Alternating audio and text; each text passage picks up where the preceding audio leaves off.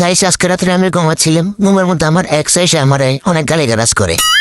মানে সে আমার ঘুমের ভিতরে গালিগালাজ করতেছে, এটা দেখে মানে আমার অবস্থা খারাপ হয়ে যায়। জন্য রাতে জিতে আমার মাথা টেম্পার গরম হয়ে যায়, যেন ঘুম থেকে উঠেই ইন্টারনেশন সার্ভারে ঢুকে পড়ি এবং আমি একটা র্যান্ডম টিমমেটকে নিয়ে র্যাঙ্ক ম্যাচে টিভি টাওয়ারে নেমে যায় সোলার ম্যাফের। আজকে উড়া দুরাই নেমে মারবো, এনিমি মারা এনিমির উপর থেকে মানে শটটা নেব বা যে মানে আমার জামালা মারছে, যা গালি দিছে সেটার প্রতিশোধ নেবো। এই জন্য একটার মেরে দিছি, সাথে সাথে হিল করতেছি, আরেকটারে প্রচুর ড্যামেজ দিছি। এখন আবার মারবো বা এগুলো কোনো ব্যাপার না, আমার বইরা দিছে, কিছু করার নেই।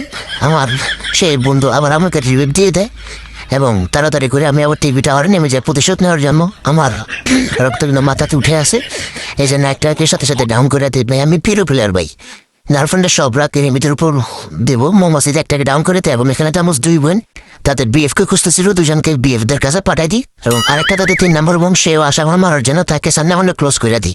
ভাই আমি পিরো প্লেয়ার ভাই, আমার সাথে কখনো পারবে না।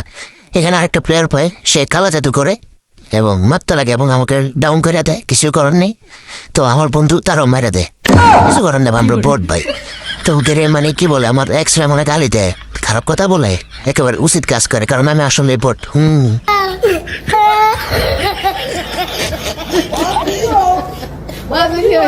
Oh my God.